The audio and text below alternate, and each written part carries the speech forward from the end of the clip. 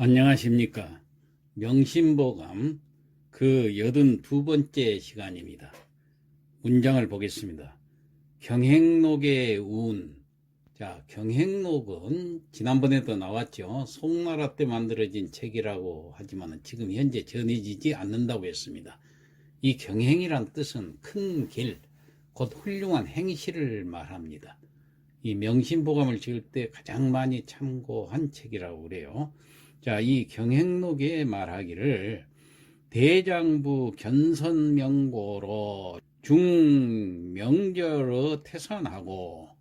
자, 대장부는 그대로 대장부지요. 사내의 대장부 할 때 견선 볼견자 착할 선자. 자, 선을 보는 것이, 그러니까 착한 것을 보는 것이 명고로 밝을 명자 영고고자 밝은 영고로, 그러니까 밝기 때문에 밝다는 것은 분명하다는 얘기예요. 대장부는 선을 보는 것이 분명하기 때문에 중명절의 태산하고, 중 무거울 중자지요. 명절, 여기서 명절이라는 것은 이름 명자 절개절자예요. 이름은 명예라는 얘기예요. 명예와 절조, 절개라는 얘기예요. 명예와 절조가 무겁다 그 말이에요. 태산, 어는 뭐뭐보다. 태산은 중국에 있는 높은 산을 얘기하죠. 태산보다 무겁다. 그러니까 명예와 절개를 태산보다 더 무겁게 여기고, 그런 얘기예요. 다음, 용심이 정고로 경사생의 홍모니라. 용심, 쓸 용자 마음심자, 마음 씀씀이가 정고로, 정은 자세할 정자입니다. 정교하다 그 말이에요. 자세하고, 그러니까 정미하고 세밀하고 그런 뜻이에요. 고는 뭐뭐 때문에, 그러니까 세밀함 때문에, 정밀함 때문에. 경사생의 홍문이라. 경은 가벼울 경자, 여기는 가벼울 경자를 의동사로 해석을 합니다. 가볍게 여긴다, 이렇게. 뭘 가볍게 여기냐? 사생, 죽고 사는 것을 가볍게 여긴다. 그 뒤에 보호를 봅시다. 홍모. 여기서 어도 마찬가지로 앞에 것처럼 비교급으로 뭐뭐보다. 홍모, 홍은 기러기 홍자, 털 모자.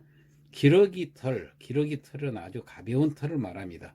기러기 털보다 더 가볍게 여긴다. 죽고 사는 것을 기러기 털보다 더 가볍게 여길 줄 안다는 얘기예요. 다시 해석을 해보면은, 대장부는 선을 보는 것이 분명하기 때문에 이름과 절조를 태산보다 무겁게 하고, 마음 씀씀이가 정미하기 때문에 죽고 사는 것을 기러기 털보다 가볍게 여긴다. 아무 때나 가볍게 여기는 게 아니라 이름과 절조를 위해서는 가볍게 여긴다, 그런 얘기예요.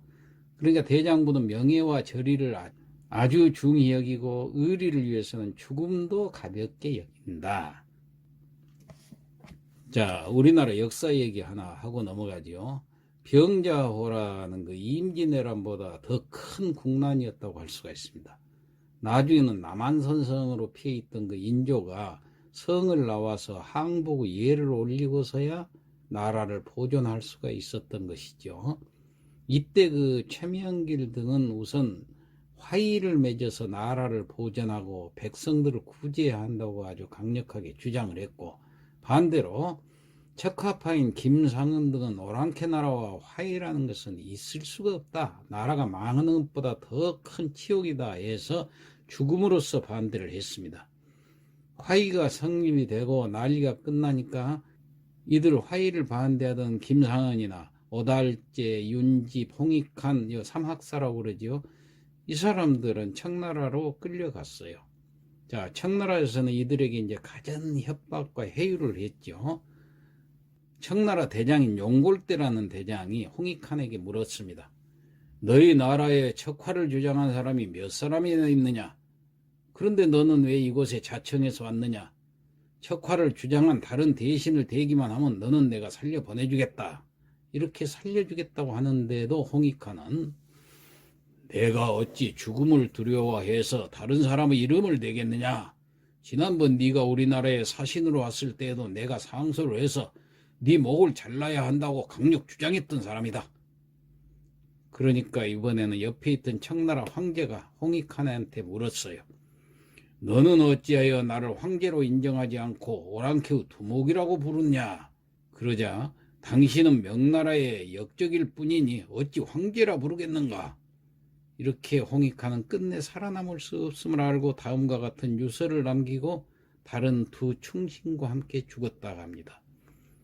유서 내용을 보면은 신하의 직분은 충성을 다하는 것이요 아들의 직분은 효도를 다하는 것인데 지금 임금과 어버이를 안전하게 모시지 못했으니 충효 모두를 다 하지 못해 죽어도 용서받을 수가 없다. 만번 죽어도 할 말이 없으고 죽은 혼이라도 하늘로 날아가서 고국에 돌아간다면 더 바랄 게 무엇이겠는가. 오직 빨리 죽기를 원한다. 이렇게 유서를 남겼어요. 자, 사막사인 홍익칸, 명예와 절조를 지키는, 죽음으로써 지키는, 이게 바로 대장부 표본이었던 것입니다. 자, 다음 문장 보겠습니다. 맹자의 운, 수유지혜나 불여승세며. 자, 맹자가 말하기를 수, 비록 수자, 유, 있을 유자, 지혜. 지혜는 우리말 그대로 지혜입니다. 지혜가 비록 있다 하더라도, 여기서는 역접으로 해석을 해야 되겠죠. 있다 하더라도 불여승세며, 불여 같지 않고. 자, 승세, 승은 탈승자, 세력세자, 시세를 타다 그 말이에요. 시세를 탄 것만 갖지 못하고 수유자기나 불여대신이라. 수유, 비록 있다 하더라도 뭐가 자기, 여기서 자는 괭이 자자입니다. 농사 짓는 괭이. 기는 기본 기자죠. 농사를 짓는 기본 도구, 즉 농사 짓는 기구를 자기라고 그렇습니다. 자, 농사 짓는 도구가 있다 하더라도, 그러니까 농기구가 있다 하더라도 불여 대신이라 뭐뭐만 갖지 못하다. 불여 대, 기다릴 때자, 때시자, 시절을 기다리는 것만 갖지 못하다. 시절이라는 것은 농사철입니다. 농사철을 기다리는 것만 못하다. 그러니까 이 말은 아무리 지혜가 뛰어난 사람이라고 하더라도 시세가 불리하면 일을 성취할 수가 없고, 또 좋은 농사기구를 가졌더라도 농사철을 기다려서 하는 것만 못하다는 그 맹자가 제나라 그 사람들의 말을 인용한 것으로서 이 맹자의 공손추장구 상에 나오는 얘기입니다. 그러니까 맹자가 이때 그 어떤 때 이 얘기를 했느냐 하면은, 맹자의 이 말은 당시 그 강대국이었던 제나라가 모든 여건이 잘 갖춰진 때를 만났음에도 불구하고 올바른 왕도 정치를 실천하지 못하고 있는 것을 일깨워주기 위한 것이었습니다. 즉 전조였던 주나라 문왕은 아주 어려운 상황 속에서도 덕치를 베풀어 가지고 여민 동락을 했죠. 그래서 성군이라고 불려왔는데, 이 제나라는 그보다 더 좋은 여건이 갖춰져 있는데도 나라가 쇠운에 접어든 그 제나라를 보고 여러 면에서 인의 정치를 못하기 때문에 각종 폐단이 발생하고 있었음을 비판했다는 것입니다. 자, 이때 이 얘기를 했는데, 이 얘기는 비단 국가뿐만 아니라 우리 개인도 마찬가지입니다. 때를 잘 기다렸다가 때가 오면 놓치지 말고 도전하고 실천해야 성공할 수 있는 것이다 하는 것을 가르치고 있습니다. 다음 하나만 더 보고 넘어가죠. 여시향악의 운. 자, 여시향약 그랬는데, 여시향약은 중국 북송우 그 여대충, 여대방, 여대균, 여대림 그 사형제가 자기가 살던 그 향촌을 교화, 선도하기 위해서 만든 자치적인 규약이었습니다. 여기에는 덕업상권이, 과실상균이, 예속상균이, 환란상휴이라는 이 네 가지 강령을 내세우면서 그 향촌을 교화를 시켰어요. 그런데 조선 후기에 실시된 향약도 이걸 보고 본떠서 그 모체가 되었다고 그래요. 자, 그 네 가지를 여기서 해석을 하고 넘어가도록 하겠습니다. 먼저 덕업상권하고 과실상조한다고 그랬는데, 덕업상권이라는 것은 좋은 일을 서로 권장한다, 권할 권자. 그러니까 덕을 세우는 일을 서로 권하고, 과실상조는, 과실은 잘못한 거죠. 잘못한 일을 상조, 서로 규제, 서로 규제해 준다는 것은 바로 잡아준다는 얘기예요. 다음 예속상교하고 환란상유하니라 그랬어요. 예속상교라는 것은 예속, 풍속이죠. 예절에 맞는 풍속을 상교, 서로 상자 교, 서로 사귈 교자인데 이루도록 해준다 그 말이에요. 예절에 맞는 풍속을 서로 이루도록 해주고, 환란상율이라, 환란, 재난과 어려움이 닥쳤을 때 환란이죠.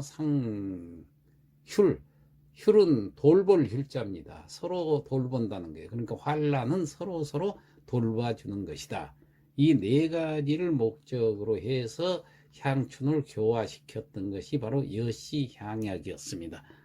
그러니까 한 고을에 사는 사람들이 기본적으로 지키며 살아야 할 그 네 가지 규범으로, 우리나라에도 일찍부터 전해져서 전국적으로 시행된 바가 있다고 그랬죠. 이상 마치겠습니다.